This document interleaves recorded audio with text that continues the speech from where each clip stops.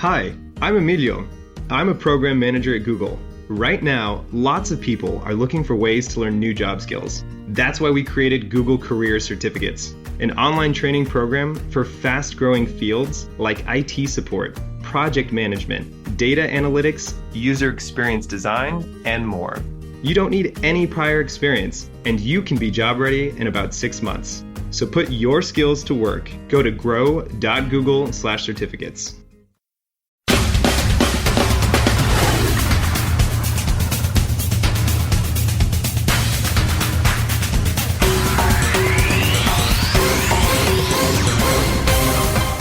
Welcome to Independent Americans. Welcome to episode 119. 119, wow. I'm your host, Paul Reichoff.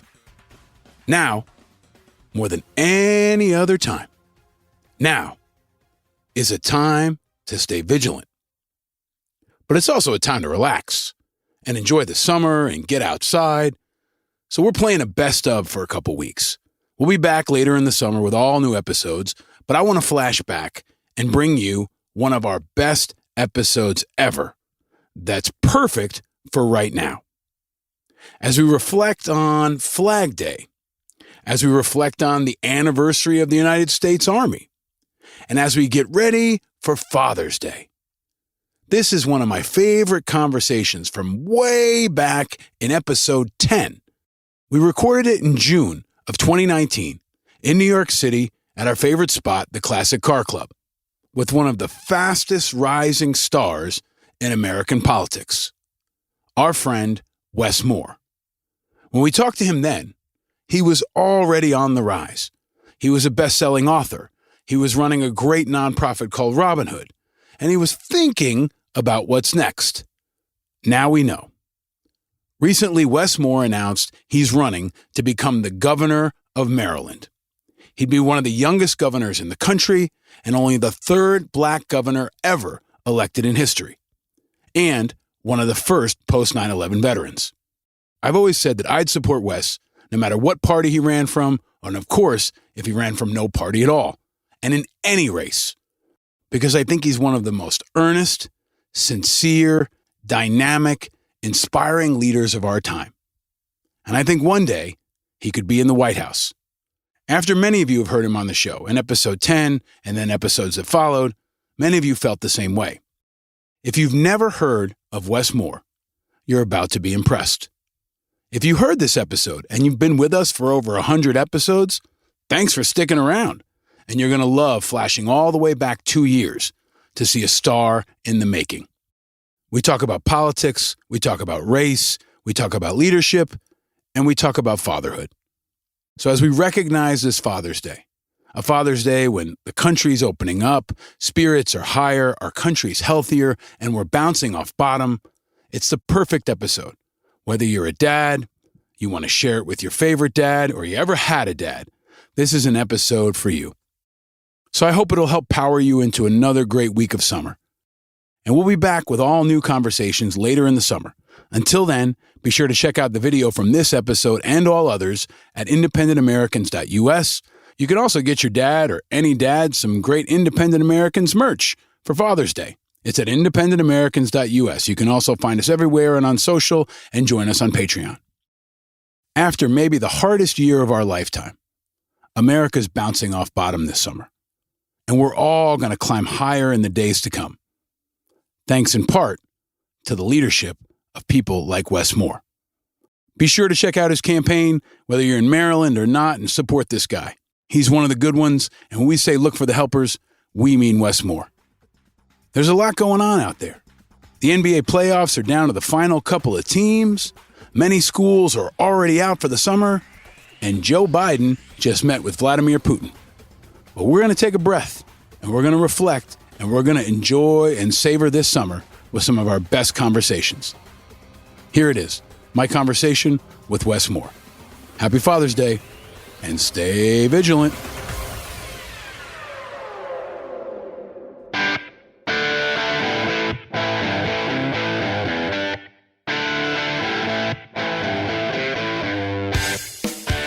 And we are live. We are. Angry Americans of the world, we have a very, very special treat today. The great and powerful Wes Moore is here today. And I've been looking forward to this, man. Let me tell you, I have been looking forward to this for a very, very long time, man. And first, congratulations. This show is fantastic, and it's nerve-wracking, but really exciting to be on it. So I'm excited for this, man. Thank you. Why nerve-wracking? Because I know you, and I know you'll go anywhere with stuff, and it's one of the reasons why I love you.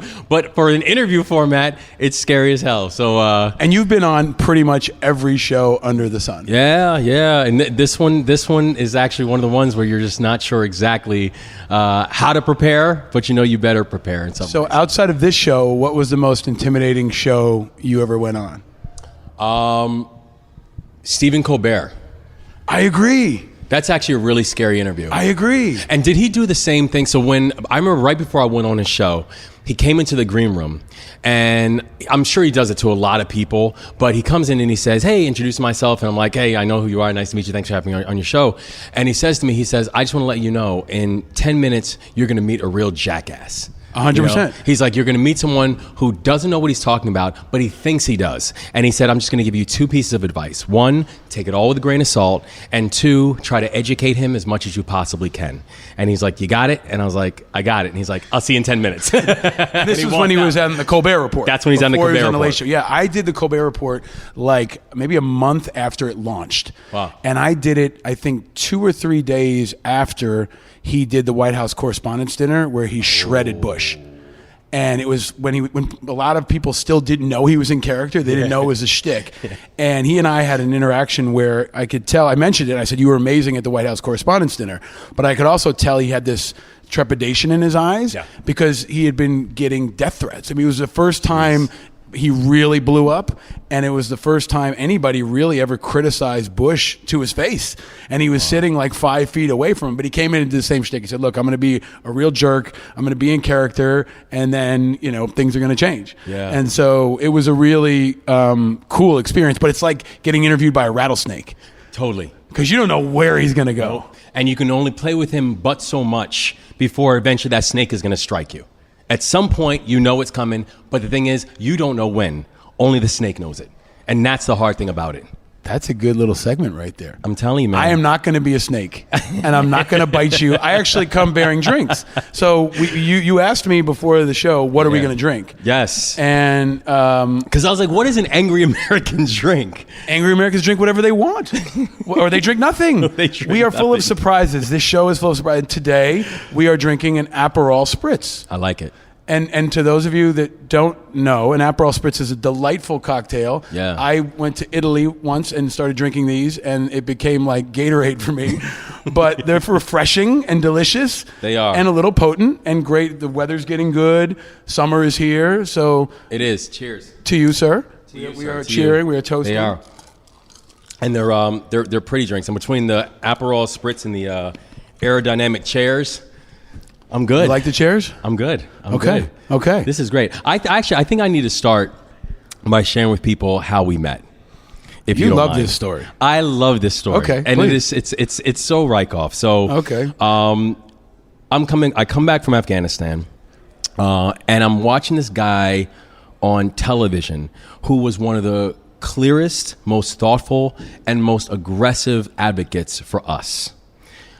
This guy named Paul Rykoff. And I'm watching him on these shows, and I just really admire him. I admire the way he pushes on issues. I admire the intellect. I admire the compassion that he brings to this. And we're at an event, and I'm in the bathroom, and go to the urinal, and in the urinal next to me is Paul Rykoff. So I'm kind of sitting there, and I'm doing my business, but I'm looking at him, and I'm like, this is the same dude who I'm watching on television, who I really respect. So Rykoff finishes up his business. I finish up my business. We go over and we're washing our hands. And I say to him, I said, listen, man, I just want to let you know I really admire you, which is probably a very odd thing to say to someone who you're standing next to a urinal with. I was surprised. Yep. It's like, I'm not sure what the hell you're talking about right now. And then I was like, I'm an Afghan vet. And I just have to tell you how much I respect your voice on these issues.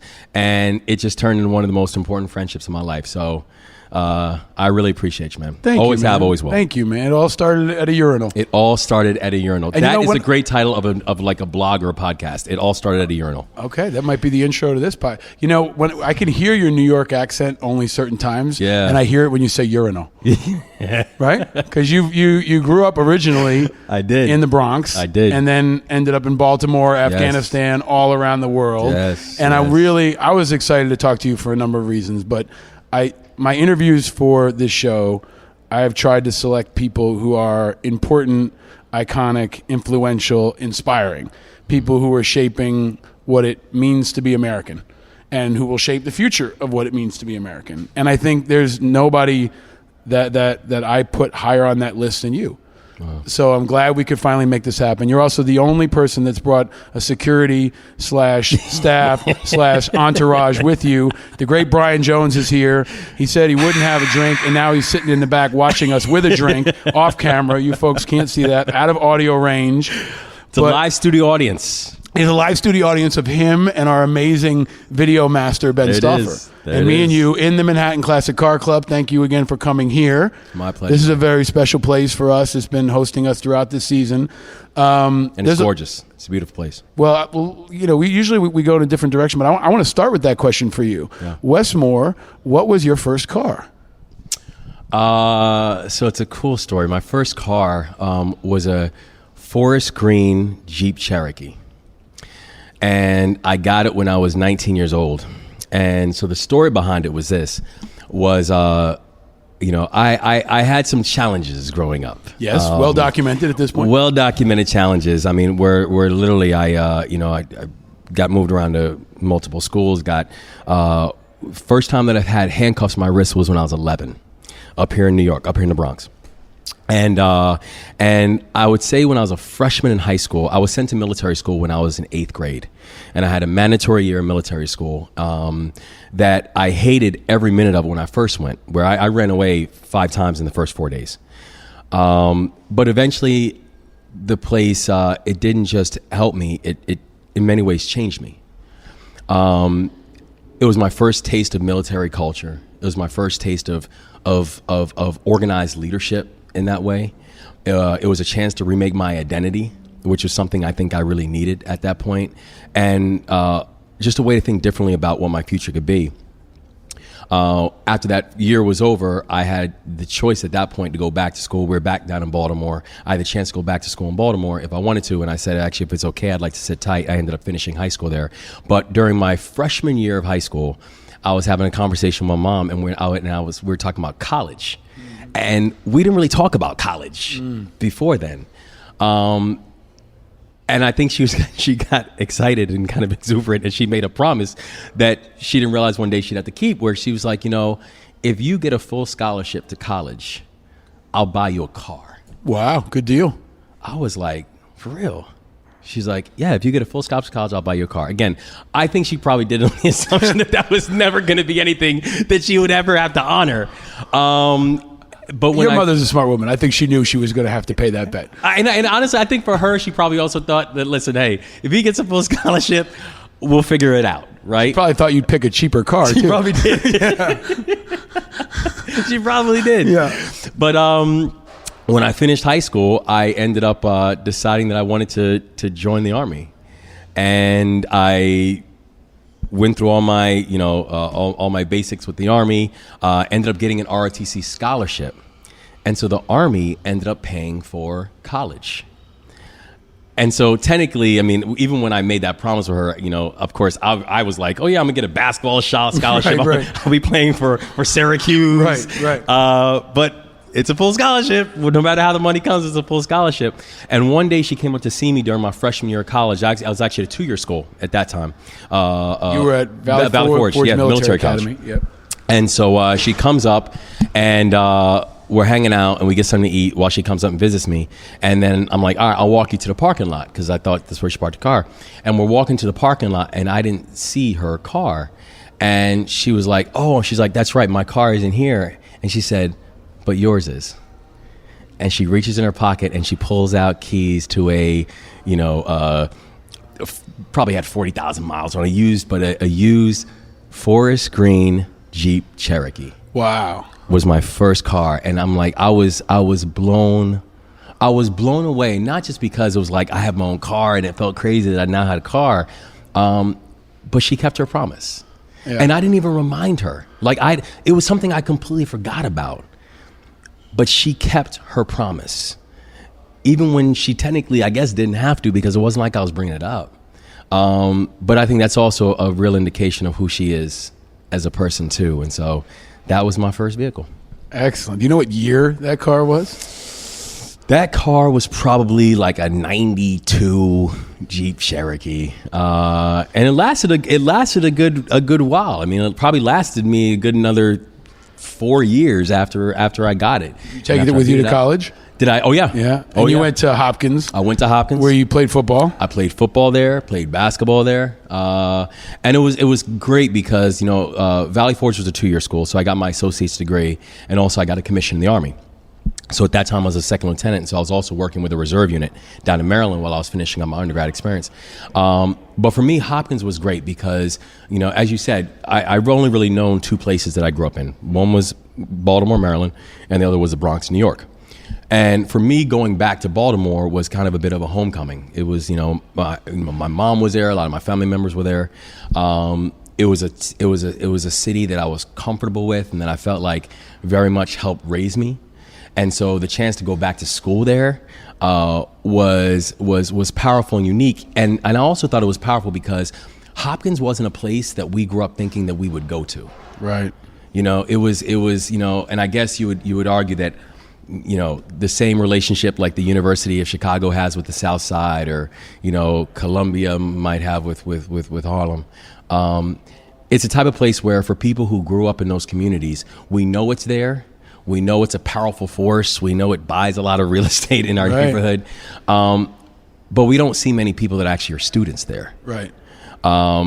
That's for the out-of-town kids. Right. Or for the kids who are coming from overseas. Hopkins, Loyola, a couple schools like that where they're kind of walled, right? There you go. Had you ever been on the campus of Hopkins when you were growing up? Was Never. there a moment where no seed was planted when you Never. went for a basketball program or for a visit? Never. So was the first time you went to Hopkins when you were there to visit, to be a student? That's exactly right. Wow. And in fact, the neighborhood that Hopkins in, and this is... How far was it geographically from where you grew up? Miles? Probably a mile and a half. Wow. A mile and a half, 2 miles. Wow. And here's the amazing thing. So Hopkins is in this neighborhood. It borders this neighborhood called Guilford in Baltimore. And this kind of gives a little bit of history of Baltimore and the complexity of Baltimore, where literally probably up until about 2.5 decades ago, in the deed in Guilford, it said no blacks or Jews. Really? In the deed. Literally in the real estate. It shows kind of the level of segregation that exists in Baltimore. And so to understand the history of Baltimore, you have to understand the history of redlining and how public transportation was actually used to separate people, not connect people. About banks not giving loans to families who wanted to move into certain areas. And I remember when we moved back to Baltimore, this was probably about 9 years ago now. When I was first talking to my wife, Dawn, who loves Paul, by the way. And I love her. She's amazing. She's are a awesome. Force. Yeah, she's You're awesome. surrounded by some pretty incredible women. Amen. Your mother Amen. and Dawn Amen. and your daughter. Yes. Amen. And when we first moved back to Baltimore, because she's from New York, and so we were kind of taking her away from her hometown to bring her back to my hometown. And so she's going through, I'm like, since you're willing to do that for me, you pick the house. Okay. You pick where we're going to go, and that's where we're going to go. And so she picks up this house, she's looking, and she's like, I think I found it. She sends this link, and I'm like, what neighborhood is it in? Just out of curiosity. And she says, Guilford. And at that moment, I retreated to being a 12-year-old kid again, who my mom told me, don't go to Guilford. Wow. Because Guilford wasn't a place for young black kids. Wow. It was a place where if you went, you were going to be harassed. If you went, you would have neighbors call police on you. And I felt like I almost retreated to being that 12-year-old kid again. And so when she said the words Guilford, I immediately, almost just instinctively, I said, we can't go there. Like I was 12 years old again. And and I'm amazed at how it really has become a beautifully diverse neighborhood now, an inclusive neighborhood now. Is that where you ended up living? That's where you ended up going. Yeah. But the history is so present and undeniable, particularly for those of us who had to come up with that as a distinct reality about where we called home. So this is a lot of your story. For folks who haven't read your book, they should. And you've been a champion for the poor, for veterans, for kids trying to go to college. I mean, you are like the guy who punched a hole through the door and is pulling everybody else through it. Like, that's now your story. Yeah. There's so many different directions I could go with you.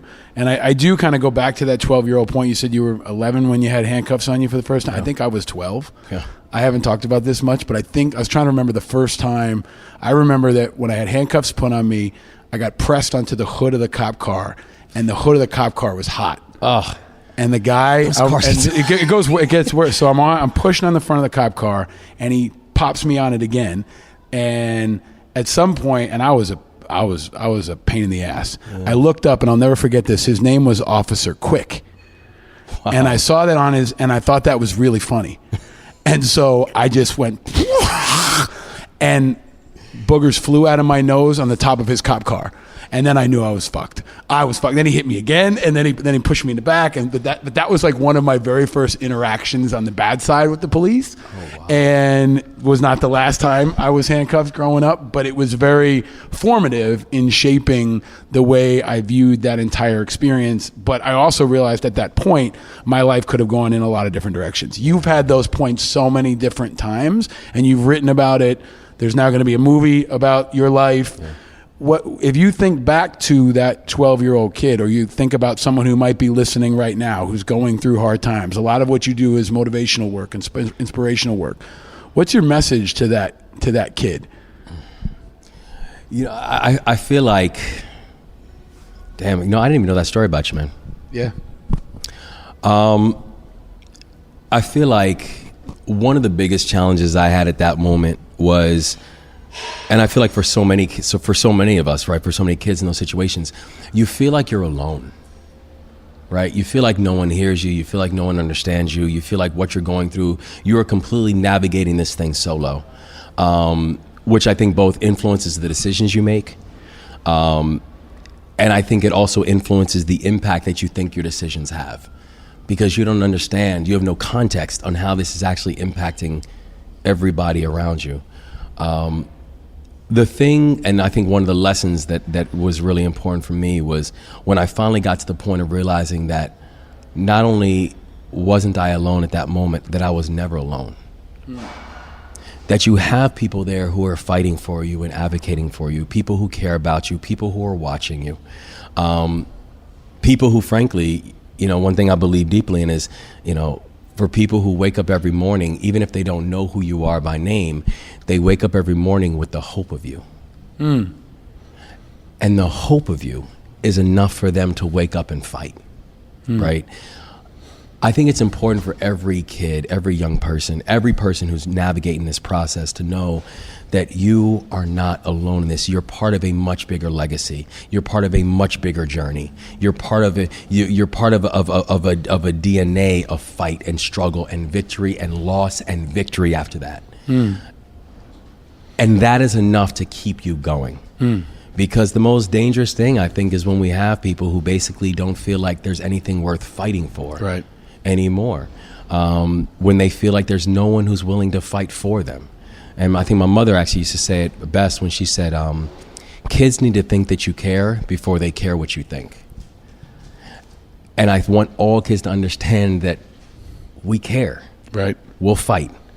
The only thing we're asking is fight with us. Be our ally in this. Because that's the only way we're going to be able to break through. So when you were young, were you angry? I was angry. Yeah. I was really angry. And if I, this show is about turning that anger into something productive, into something positive, but also recognizing that it's real, it's a truth, it exists, and I think it's warranted. There are plenty of people who have a right to be angry, who should be angry, especially given some of the stuff that's going on in the world and in their communities. Police shootings are a great example of a reason why people should be angry, I think. But when I was 12, 13, 14, for me it was football. If I didn't have football, I probably would have ended up in jail or somewhere else. That was the place I could go to kind of channel that. And it was a place where my coach was a Vietnam vet. He was one of the only black head coaches, I think, in the state at that time. And he turned to me and he said, I was a freshman. And he said to me, I had long hair and an earring. I was going through a really fucked up time in my life. And he said to me, kid, I'm going to make you an all-county center. And I was like, I don't want to be a fucking center. And I was 175 pounds, 180, maybe 180 pounds. And he put me at center, and he put me across from a guy named Selwyn Camper, who was over 300 pounds, who was getting recruited by Georgia Tech. And he just worked me and beat the hell out of me every day. But I learned, and I gained confidence. And he was the first guy who really believed in me and told me, there were others who believed in me, but really channeled it and focused it and saw something in me and also kind of set a vision for me. And I ended up being all county as a junior. It happened a couple years later.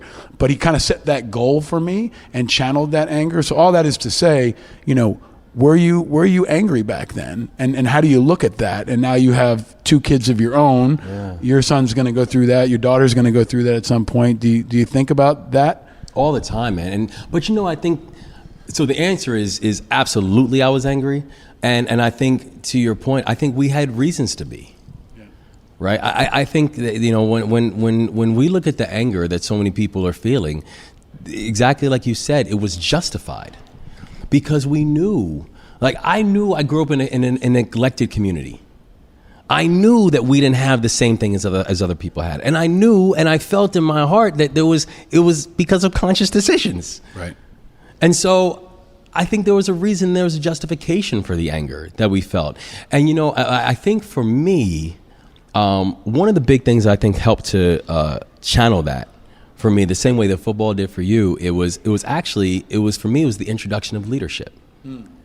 And that's where I think, sometimes when people say, well, the military is great because, they make you wake up early and they make you do push-ups and it's discipline. Fine, I guess. But that's not what made the military structure special for me. What made it special for me was the fact that they actually put me in charge of something. Right.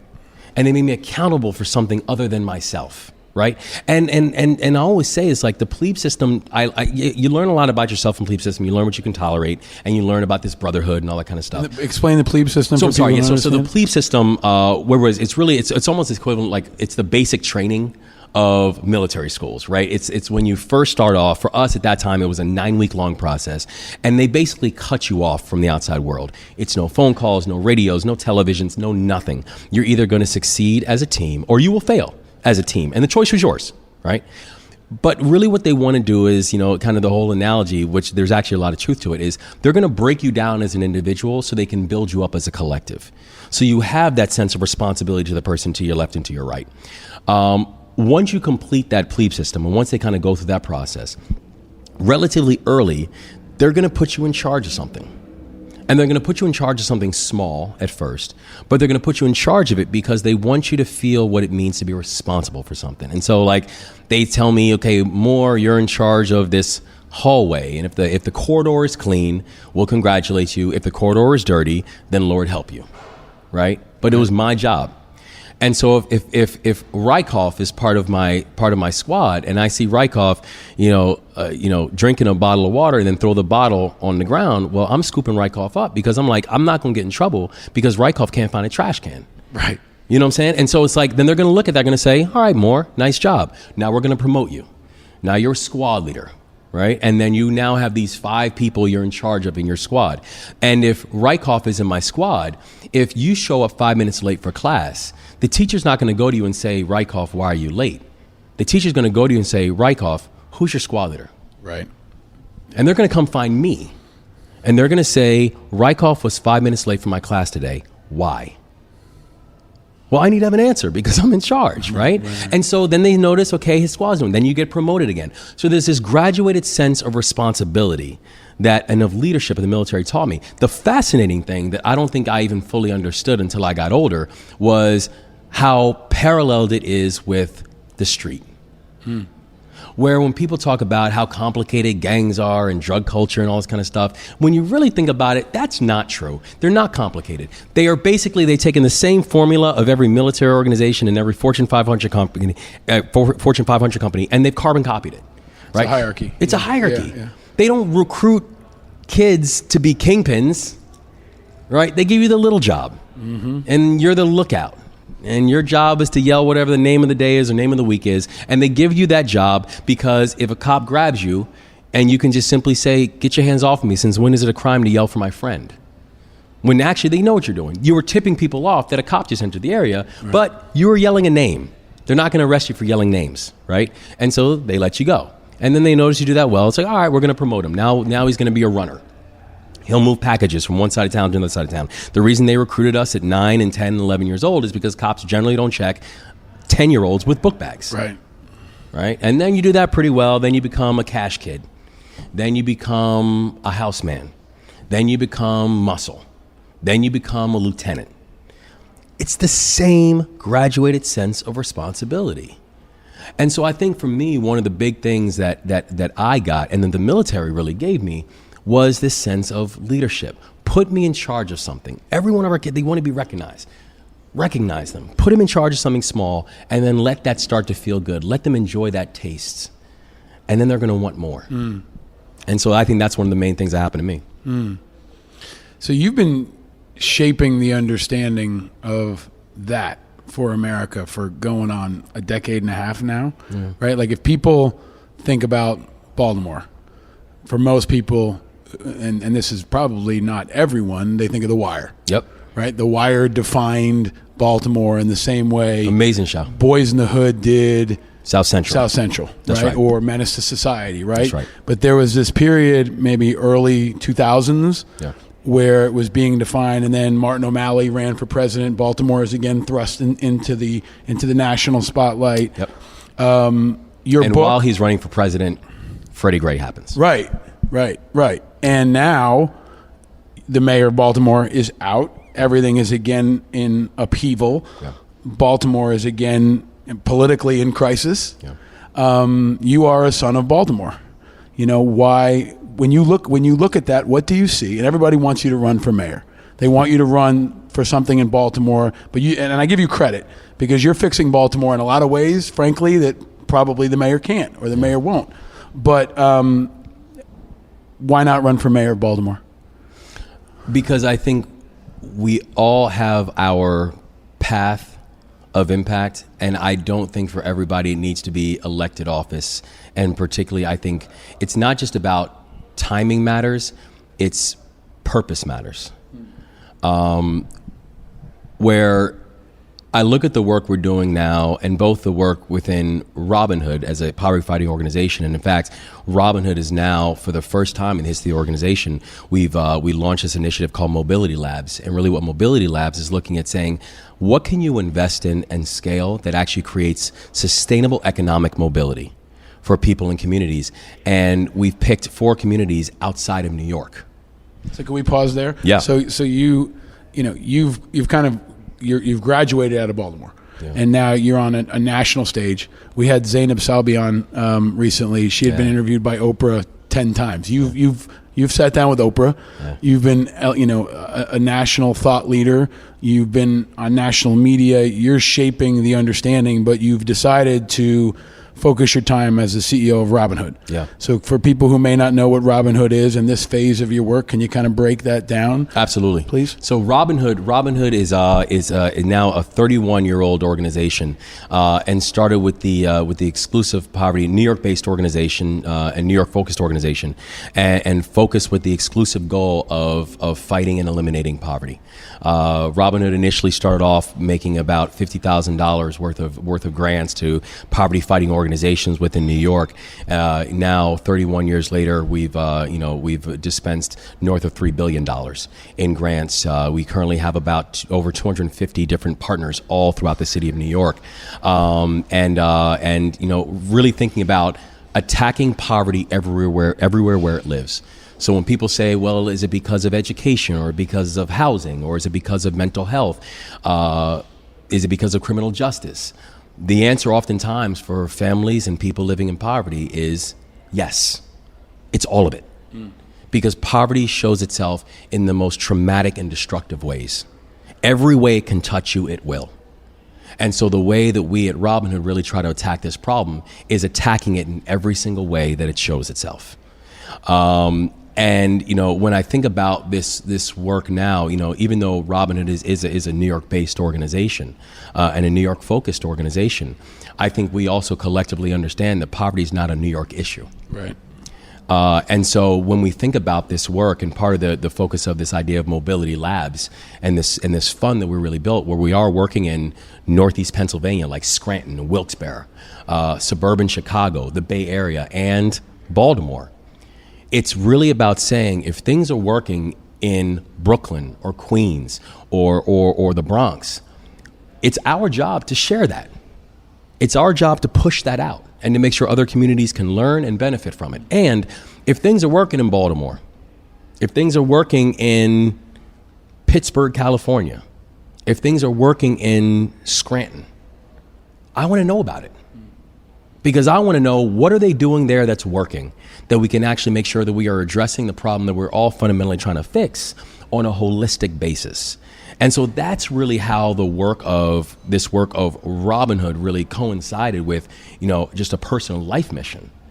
And then also thinking about, what can we do organizationally to be more aggressive, to be creative, to continue to compound upon the success that Robinhood has shown itself, but to do it with a continued assertion that we can actually beat this thing if we're deliberate about it. But you're part of my kind of superheroes friends network, right? My super friends network, and so many folks have come on here and talked about the dragons they're looking to slay. Yeah. And you have decided you're going to take on poverty. Yep. Right? Like, that is a massive enemy, a massive challenge, a massive riddle, and that's where you're dedicating your life. Yeah. And you're doing it in New York on this big stage, which, especially right now with Trump as president, with Gillibrand running for president, with de Blasio running for president, New York is become this stage, if you will, for the good and the bad. If you do it right here, if you screw it up here, everybody's going to know about it, right? But when you look at the environment you're operating in, we've got a president that doesn't seem to care about poverty. Maybe I'm wrong, correct me if I'm wrong. No. But when you look out at the global environment and the environment with this guy as president, I just want to let you go. Like, what do you think? Yeah. When you wake up in the morning and you analyze the situation about this moment we're in history, what are your thoughts, Wes? The thing that actually does break my heart in one ways is, I wish I could just pin it on one person. Right. I wish I could just pin it on one administration. I wish I could just pin it on one party. I wish poverty was that easy. But the truth is that when we're talking about the, quote, war on poverty that we're currently experiencing, that, by the way, we did hear that, I guess about a year back, the Trump administration declared that we'd won. So, right. Congratulations. I didn't realize that. Right. Yeah. We won in Iraq, too, I think. Yeah, exactly. Which we just keep winning. Right. I wish it was so simple to say that it was his fault, her fault, their fault, this and that. We have had completely sporadic, inconsistent, and inhumane policies that have created the conditions that exist right now, that has spanned decades. Right. So whether we're talking about the way we treated education inside of the 1980s and tax policies, whether it was the way we treated criminal justice policies in the 1990s, whether it was the way we continue to attack basic social safety nets that are simply there to help our most vulnerable survive? The way we can be so quick to question the value of basic needs. We've had this attack on people living in poverty that has gone on and that has spanned administrations, political parties, political ideologies. And so part of the way that I know I attack it, the way that Robin Hood attacks it, is we do not have consistent allies in this fight. We have consistent people who we will fight for. We have consistent people who we will advocate for. We have consistent people that anyone who we believe is putting together frameworks or policies or practices that are hurting the most vulnerable and hurting their probability or possibility of being able to move out of poverty, we'll come after you. And we'll be vocal and we'll let you know. And for those who we think are actually being thoughtful and aggressive and progressive and kind about the way we're looking at basic humanity, we'll celebrate you. There's a powerful kind of parallel and irony in this, in that, it's been called a war on poverty, but we've kind of fought it in some of the same ways we fought the war on terror, or forever. They're both kind of a forever war, yes, where we've kind of half-assed it. We've never really mobilized the country. We've never really had a strategy. Right. We've never been able to define victory. And now we've got a guy in you leading the war on poverty who has actually been in war, who's actually thinking about it strategically. You're using language like attacking poverty, right? I mean, it's kind of been like we've been playing patty cake with poverty for the last generation. So now you have an opportunity to kind of sharpen that and refine that. But when you think about your leadership, and I have looked to the post 9/11 generation, especially the veterans, for leadership. I think they're not the only folks, but they're bringing unique leadership. If you look at Mayor Pete as an example, he's talking about his service and how it shaped his worldview. Tulsi Gabbard's doing the same. Seth Moulton's doing the same. And now they're on the aggressor. They're being aggressive with Trump, saying not only did that shape us, but it didn't shape you. It shaped you for the negative. So I want to pull you out of just poverty and ask you, when you look at the country, where are we, Wes, in your view? Because you're more than almost anybody I know. You're uptown and downtown. Yeah. You're in the White House and you're in the streets. Yep. You're out in homeless shelters, and then you sit down with Jay-Z. Yep. This week, Jay-Z became a billionaire. Yeah. Right? And I saw your Instagram posts celebrating that. That's a guy like, so you're in a lot of different worlds. Yeah. Where are we as a country, and what do you see in the future? It's interesting because when people will ask me, they're like, how do you stay hopeful and optimistic in all this? Because I'm a data guy. I like data. I like numbers. And I feel like data adds context, but it's humanity that promotes action.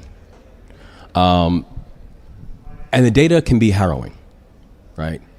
The data is showing that even for people who are able to, and let's just take poverty, for example, people that are able to move out of poverty, that 34% of them are back in poverty within a year, right? The data shows that even though we have seen market advances and market advancements, is that we still have communities that are being completely left behind.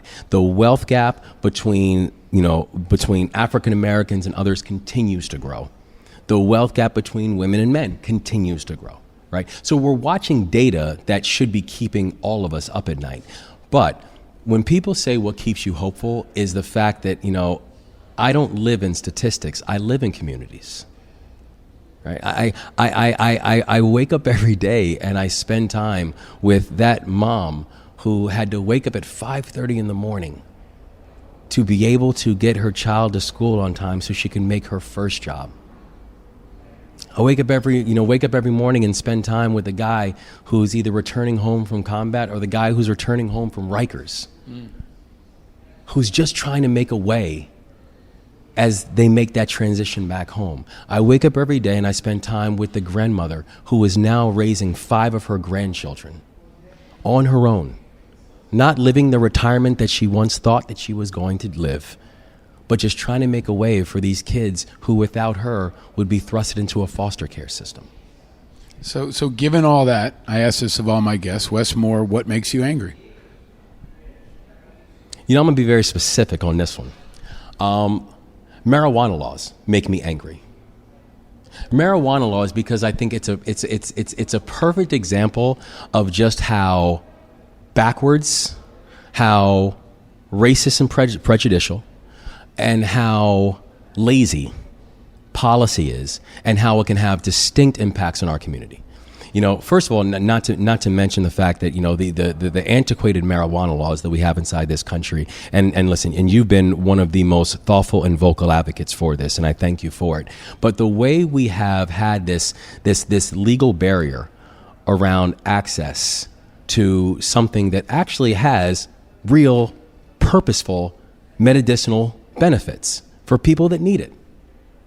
I know doctors, right, who will sit there and say, if a person is dealing with everything from seizures to migraines to et cetera, who will actually, you know, not just recommend but also prescribe medicinal marijuana. I don't know a single doctor that would prescribe someone to go grab a bottle of Jack Daniels, right, or to go eat Pop-Tarts. Right. But those are legal. Right. So this isn't a conversation about health benefits, right? It's an ideological conversation, and one that has been an ideological conversation that has not been baked in fact for a very long time. But the other thing that really gets me about marijuana laws and what makes me angry is the fact that we also can have a conversation about the benefits of legalization while completely forgetting about the consequences of criminalization.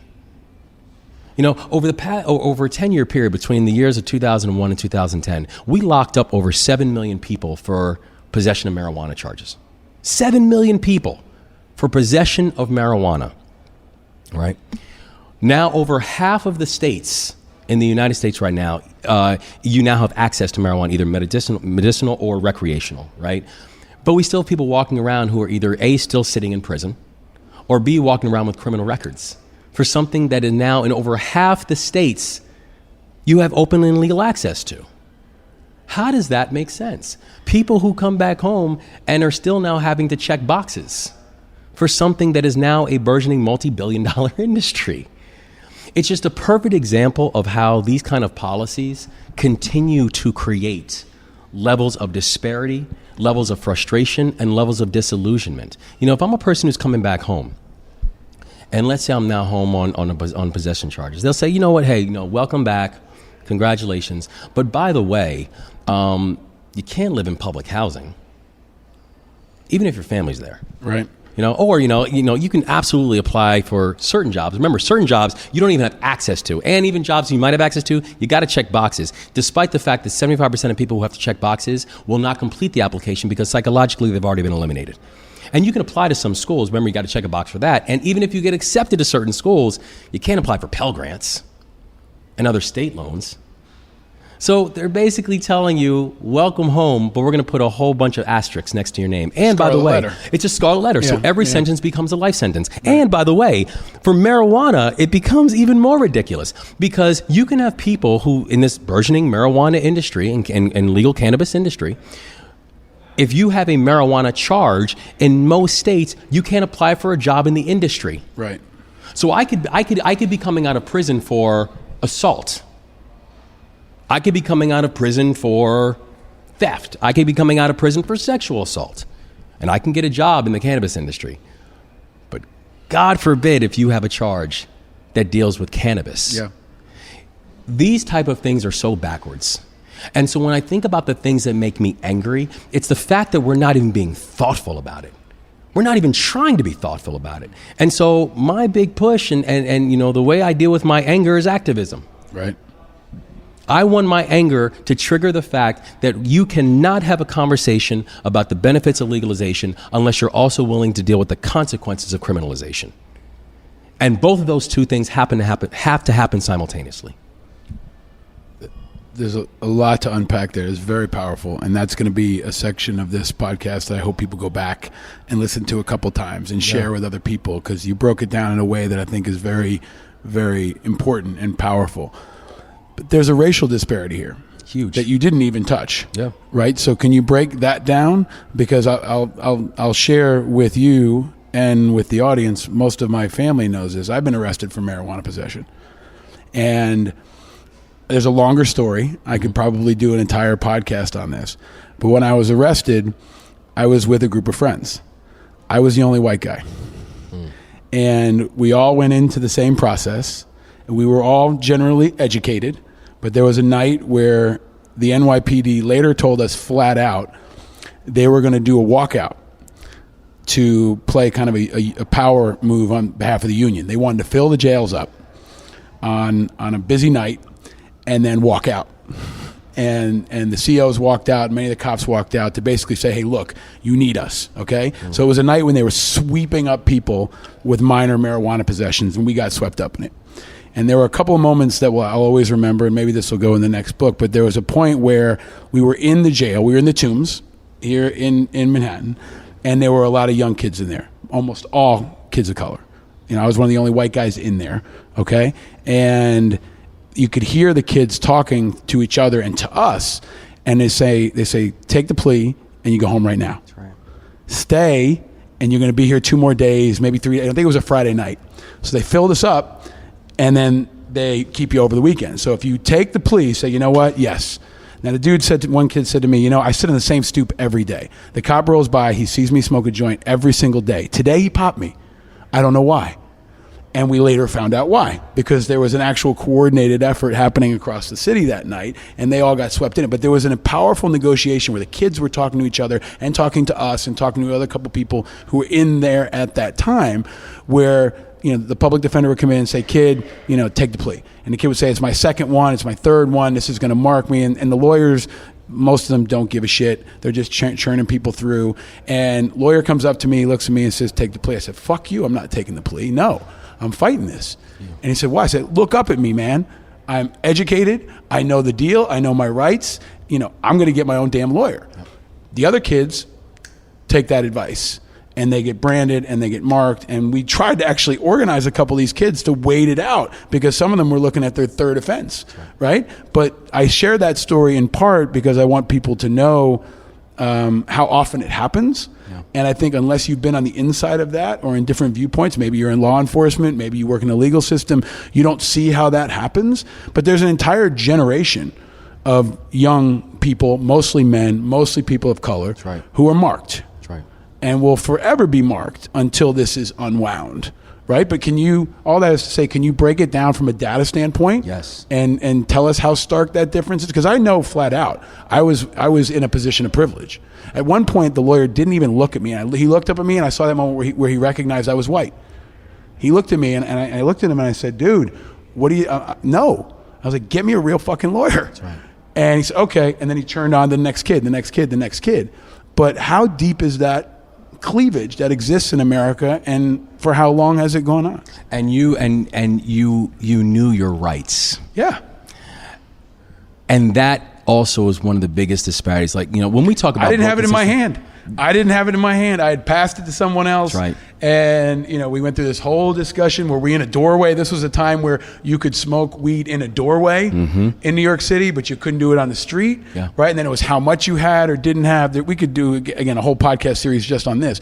But the facts, Wes. Yeah. Like, or I know you know them better than I could ever possibly. Oh, yeah. But, well, no. And like when we talk about broken systems within our society, it's tough for me to find one that is actually more broken than our criminal justice system. You know, and you know, let's just take, you know, let's unpackage, you know, with that story right there, right? And let's just take one reality. And New York City alone, there are about 300,000 arrests every single year in New York City. Less than 1% of people at the time of arrest have an attorney. Right. This is a basic Sixth Amendment right. We're talking the Bill of Rights here. Right. The first 10, the Sixth Amendment, basic rights, right? And so what happens when a person is arrested, they know, and we all know statistically, that if your first phone call is not either to an attorney or to a family member who can put you in touch with an attorney, your chances of conviction have just risen by 75%. 75%. 75%, your chances of conviction have just risen if your first phone call is either not to an attorney or to a family member. I mean, one of the platforms that actually Robin had invested in and built and created was a platform called Good Call, which is basically it's a hotline. It's using technology, a telephonic technology, to be able to address this disparity, because what it allows people to do is make a singular phone call, and it does two things. One, it puts you in touch with a family member, So your family knows who you are, which is a huge issue because sometimes you'll have people who are sitting in jails for 2 and 3 days and their family members have no idea where they are. Yeah. And the second thing it does, it puts you in touch with a public defender. And Good Call has actually gotten the technology now down to the connection time is 38 seconds. Wow. And so what it does is when you have a public defender, by definition, you now have a lawyer. Because you have a lawyer, the questioning stops. Right. They can no longer question you. They have to work through your attorney. Right. But you're absolutely right. The problem is we have this cash bail. They move on to someone else. And they move on to somebody else. But we have this cash bail system that exists within our society where we have people who, even if the average bail is $500 or $600, $700, 45% of people in this country cannot afford a $400 emergency right now. Right. A $400 emergency. So if I get arrested and I get picked up, regardless of what it's for, and my bail is set for $600, well, if I'm like pretty much the majority of Americans, particularly the majority of Americans who fall into the situation where if you come in and if you're living in a low-income community, if you're living in a black or brown community that are increasingly and notoriously over-policed, I'm going to sit there because I don't have the money for bail. And so what does that mean? Then I will get someone to say to me, listen, just take a plea, man. Just take a plea to let you go home. And so I say, listen, I have to get home because I've got to get back to my job.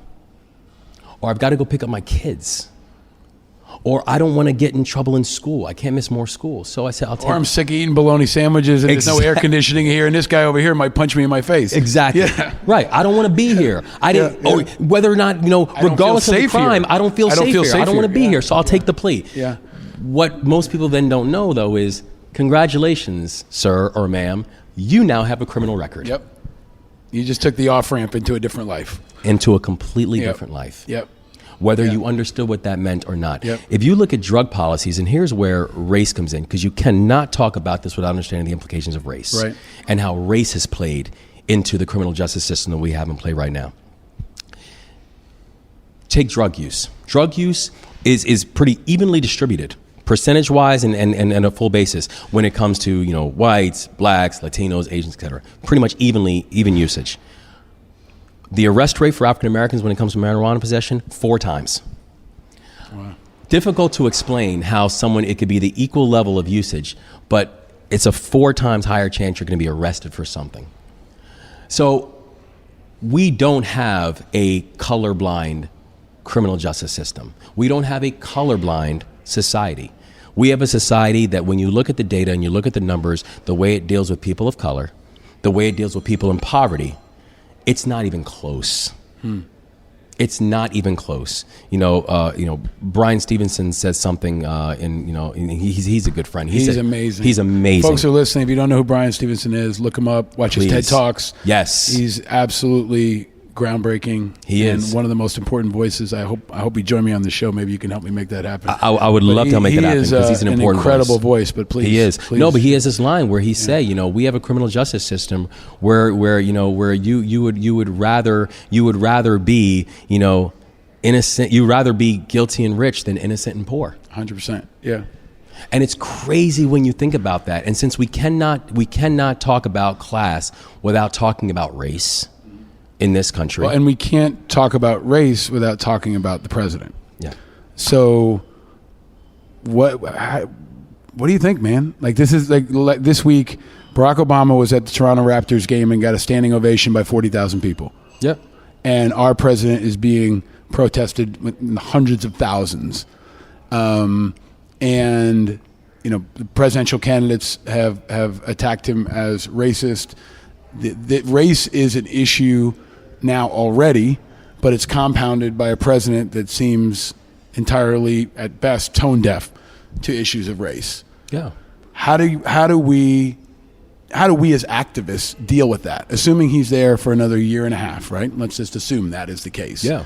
How do we talk about race without talking about him and his behavior and his perception and his leadership, which is often for the negative with regard to race? Well, and I think it's impossible not to, because I think even some of the things that we've seen, whether they be some of the policies that have done nothing besides, except for continue to increase that the race wealth gap, for example, or the basic dog whistling. that's taking place. But the truth is, and I think Dave Chappelle actually said it best once when he said, Donald Trump didn't create the waves. He's just a great surfer. That's right. You know, and I think the thing that all of us as activists, there's two things we have to do. We have to, over the next year and a half, make sure we can push back on in every way and every time that we see it. And again, that it's not even just a Trump administration thing. I'm very clear. I will go after anybody, regardless of political party, if I feel like both the policies that you are pushing and or the language you are using are going to impact communities that I care deeply about and love. The other thing that I know, though, is come a year and a half, let's not forget about the things that actually made the Trump administration a reality. And if that's the thing that we want to go after, let's make sure that we're not forgetting that. When people talk about it's the voters who switched and went from President Obama to President Trump, or the voters of this, is there a portion of that? Absolutely. But you know what we also had? We had a sharp decrease in voter turnout, particularly amongst African American voters. And so if you look at why it wasn't like the biggest difference between, you know, what happened in the election numbers in 2016 and 2012 or 2016 and 2008, it wasn't just about voters who moved. It was about the Obama coalition actually got people out to vote. So when you're watching the reality of literally tens of thousands of people in certain communities and states, battleground states, who just didn't come out and vote, we have to make sure we're reminding people of the urgency of making your voice heard. You know, you talk about something, Paul, that I think is actually an incredibly powerful idea. You know, we have to make sure we are protecting people's rights to vote. Voter suppression is real, and making sure that we are encouraging people, keeping people on rolls, but also making it easier for people to actually get out and vote. So does that mean early voting? Yes. You know, the idea that I've heard you bring up, which I think is a brilliant idea, of the idea of saying, you know, why not make Election Day Veterans Day? Yeah, yeah. Make that a gift that veterans can give to the American people. Yep. Where it's like, you know, we're not, so if we make Election Day a holiday, essentially, we're not asking for an additional day.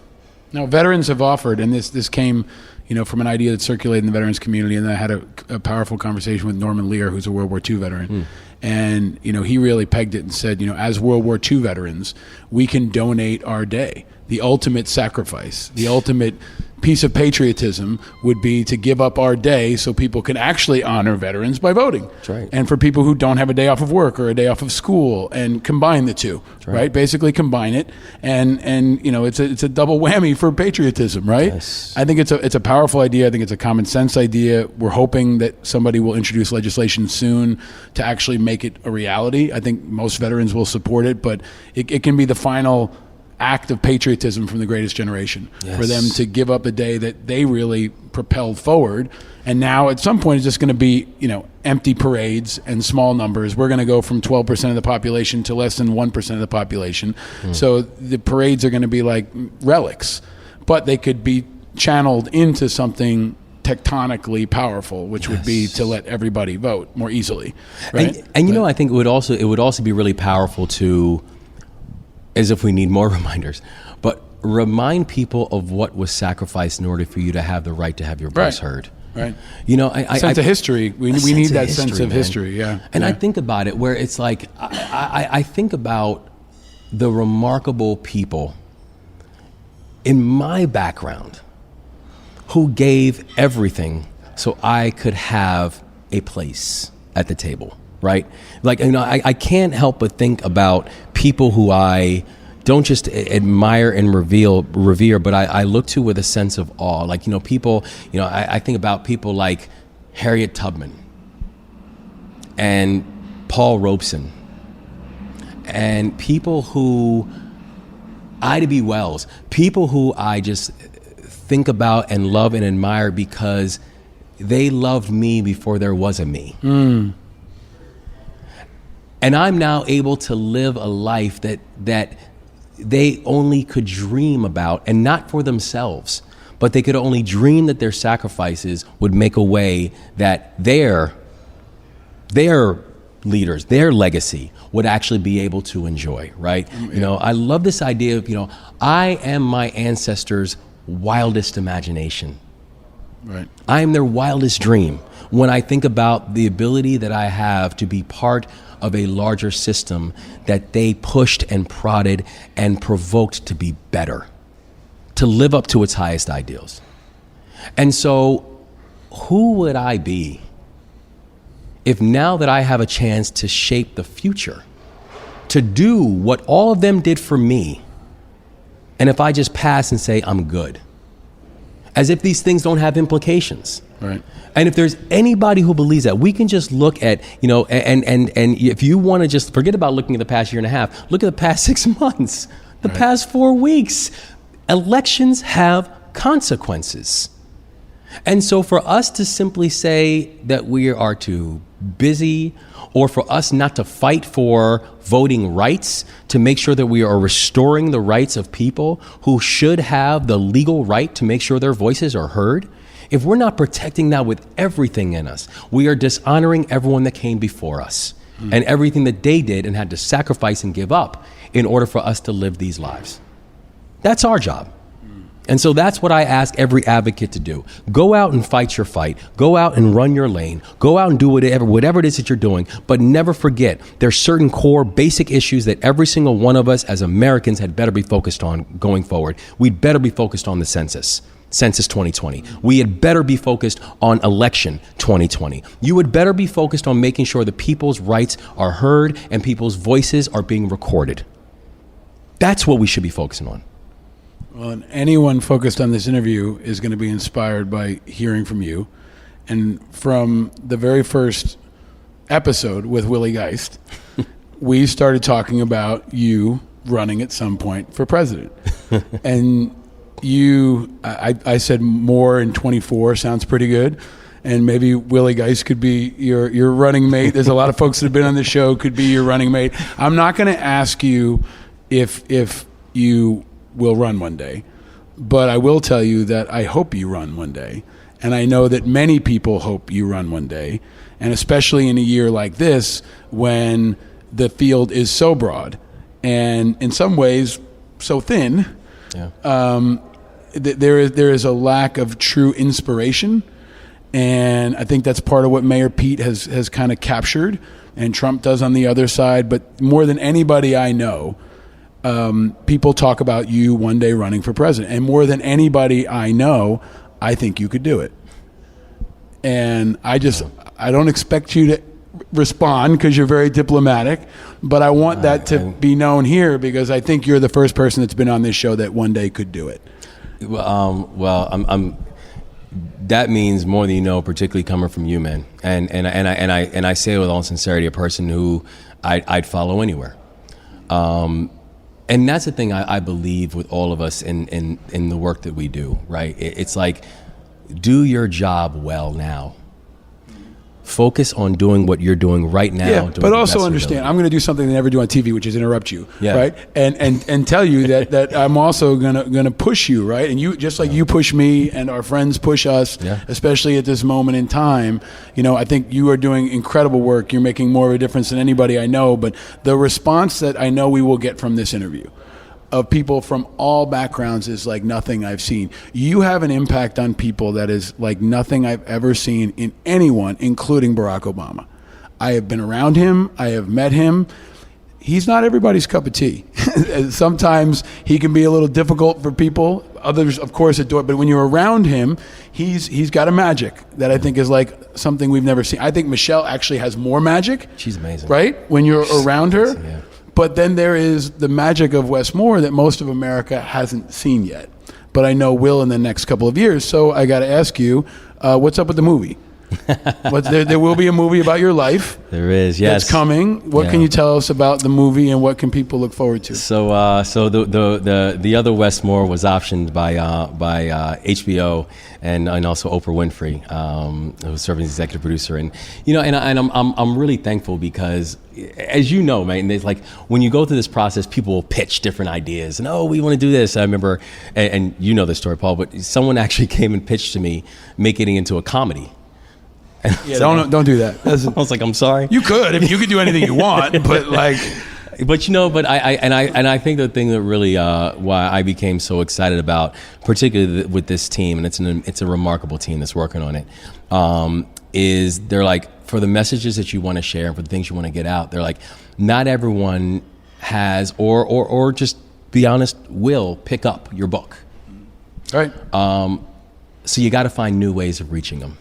You got to find new ways of getting the messages and the stories out. And I think one of the things that I really love about the frame in which they're talking about the film, we want to not necessarily just retell the story of the book, but we want to dig more into the nuance of this relationship between two guys who share a whole lot more than just a name.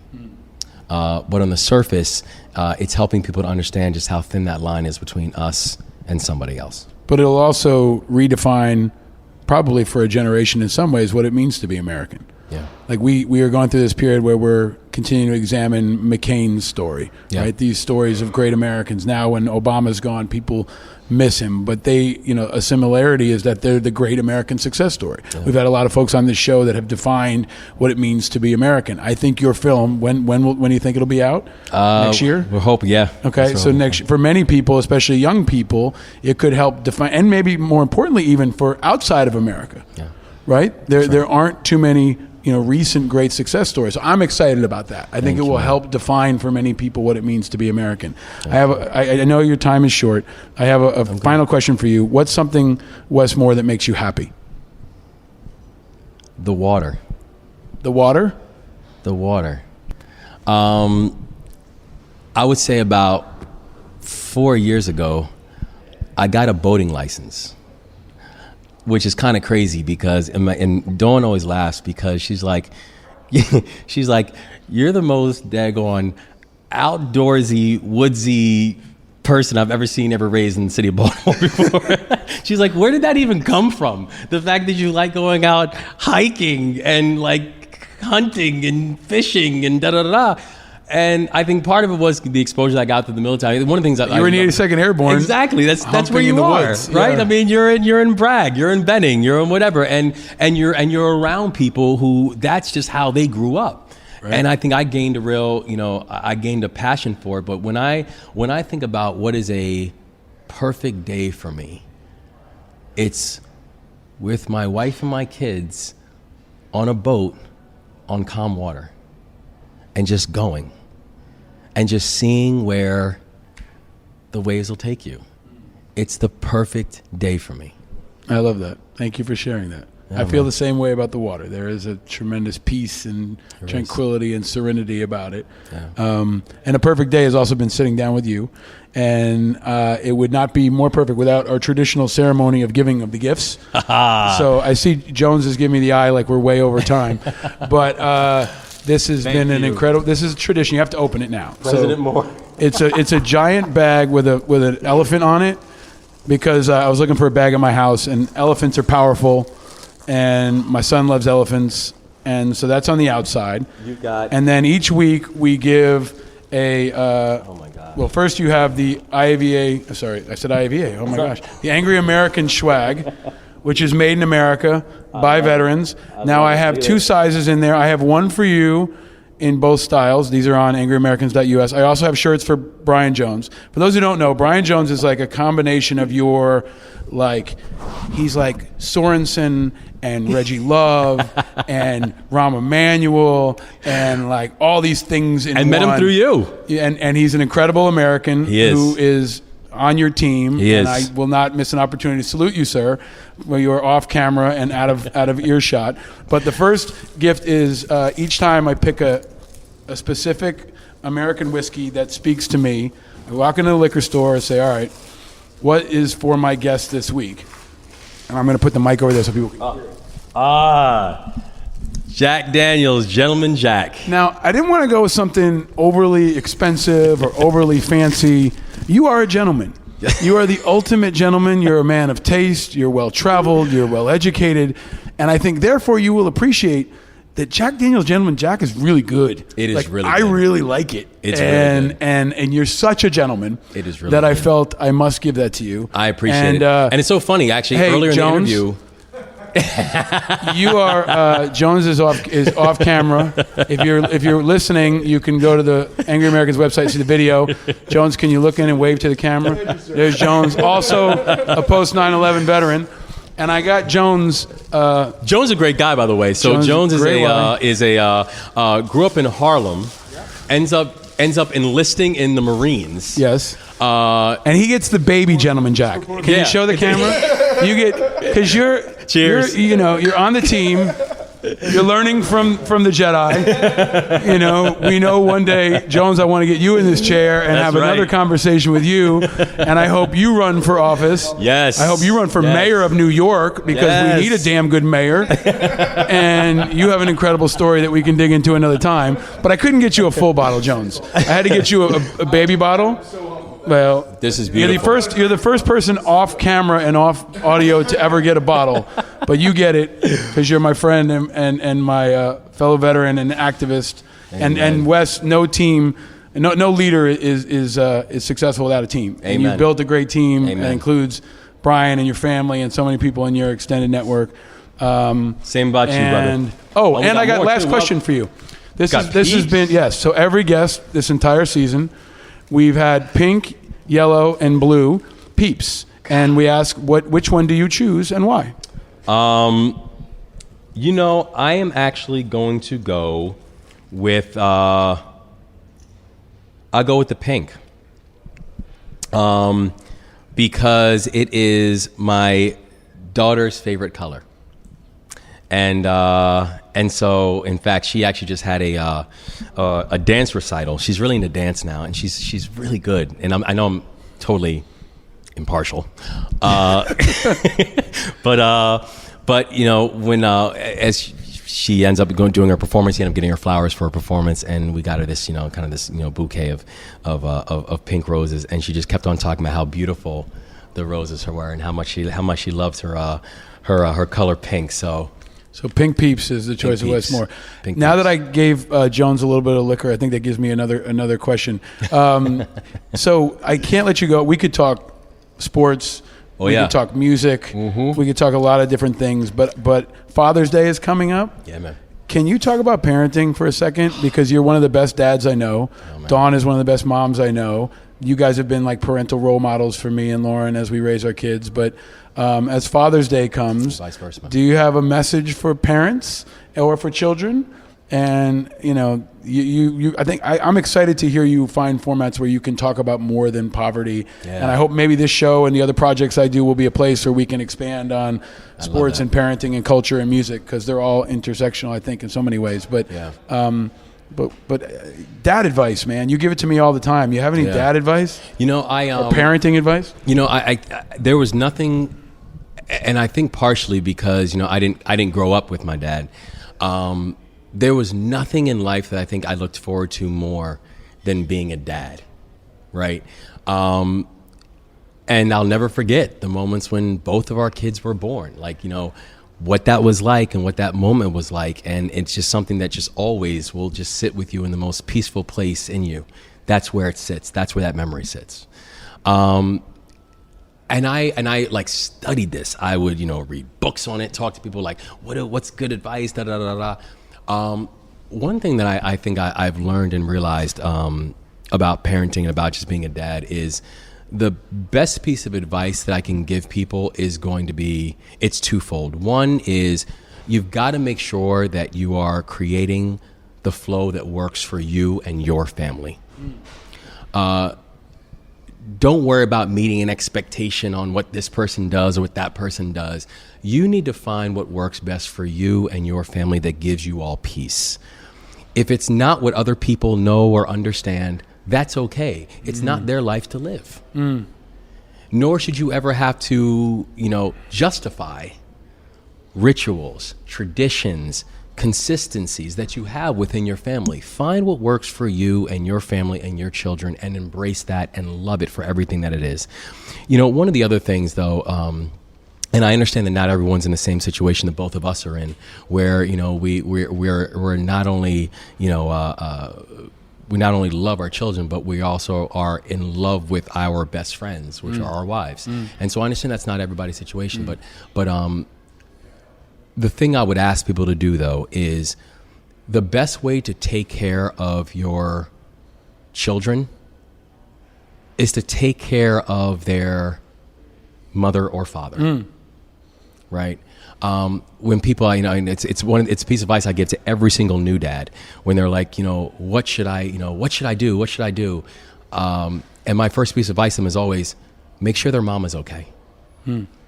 Because if that isn't if something there isn't set right, don't think that your child won't feel it, won't experience it, and won't internalize it. You make sure that their other parent or guardian or parental figure, make sure that they're good. Because if you're doing that more than anything else and more than you realize it, you're taking care of your kids. That's the best way to take care of them, is by making sure that the other people in their life, in their lives, are okay. That's good advice, man. That's good advice. Somebody gave me a really good piece of advice about parenting once that said, ask other parents for their advice. And that's a question I want to use in this show in the future. But when my wife was pregnant with our first and second, you know, I'd say, oh, my wife is pregnant. So, oh, congratulations. And I say, are you a parent? And they say, yeah. You got any advice? Like, I asked everybody. I asked cab drivers, random people on the subway, like traveling across the country. I was, you know, traveling around the globe, and I would ask people, and everybody had something. Yes. And it was just this additive effect. Yes. That was really, really helpful for me as a parent, as a you know, as someone who was also that excited about being a dad. Yes. That was the thing I was more excited about than anything else in my life. And you take certain things and you incorporate them. Not everything, but you take certain things. I remember one piece of advice, and I know you're trying to get off the air, so I'll wrap up. We could do Joe Rogan style and talk for 3 hours, but Jones is over there shaking his head going, he's got to go. He's got to go. He's late for sitting down with Jay-Z to celebrate him becoming a billionaire. Do you get to go to that party? Do you get to go to Jay-Z's like I'm a billionaire party? No, there is a party, right? I'm sure you've been to some interesting parties. Yes, and they're definitely those are podcast conversation parties and not necessarily network conversation parties. Yes. But I tell you one piece of advice that I got that I incorporated, and actually it's a mutual friend of ours, Brian Williams. Yeah. Where he was talking about. And now I should cautious if I should share because I, you know, probably said in confidence. So Brian, I apologize. But he's talking about how when he was a young reporter, how he used to travel a lot. And he said what I started doing was writing notes, you know, to my kids and telling them about, you know, here's where I am and so on and so forth and what's going on and so on and so forth. So I always thought that was such a beautiful piece of advice. So even when I have to travel for work, I will always leave a note for both Mia and James. And just, you know, and you know, date it and just say, you know, here's the wonderful things that we did. Here's what I'm going to be doing. I have a journal on my phone. I've been writing to Ryder since he was born. It's beautiful. Yeah. Like, hey, man, here's what happened today. Yes. And if I get hit by a truck, hopefully it'll be on the cloud, and he'll be able to look back on that one day. There you go. And also understand the moment we were in, right? Beyond the pictures and beyond the Instagram, like what was really going on in mom and dad's head. And I actually talked to him in my writing as though he is my age, right? Or an adult, so that whenever he wants, he can go back and look at process it. Yeah. And he's going to see the world through your eyes, and which will help to interpret what type of parent he is, right? And Mia actually, in fact, I mean, I adore her, but I mean, she told me. This must have been about 3 months ago. I didn't realize that she was, because I thought I was just writing them out. She showed me a box. She's kept every single one of those cards. That's cool. That's cool. Kids are the best, man. Well, they are, and you are the best. So I want to thank you again for joining us on Angry Americans, for being a part of my first season, this first foray into the media. You have been a very dear friend and a hero to me. And you've always had my back. Always. And you've had the back of so many people in this country. You're just an inspiration, man. I thank you for giving so many people hope. And I know it's not all parties with Jay-Z and Free Peeps, but you worked so hard. You have been working so hard for so long, and I know that so much more is to come. But on behalf of the communities you serve, and even when my nephew was going to college and struggling through that decision, you were helpful. So many times you've taken phone calls from people and been there as sage counsel and shared your wisdom and your experience. And now at this point where you're sharing it with the country. So I'm grateful for it, for how many times you open up yourself. That's also a hard thing to do. And you've been very candid in sharing your own personal experiences. And it's awesome, man. When I look up and I see you on TV, or I read your writing, or I follow you on Twitter, all of which people should do, I'm rooting for you. And I think all of America is rooting for you. And the angry Americans are definitely rooting for you. And it's going to be exciting to see what comes ahead, man. And an early happy Father's Day to you. And to you too, brother. Thank Congrats you. on Cheers. all. God bless, man. Thank you. Thank you. Thank you all, live from the Manhattan Classic Car Club. An incredible conversation with Wes Moore.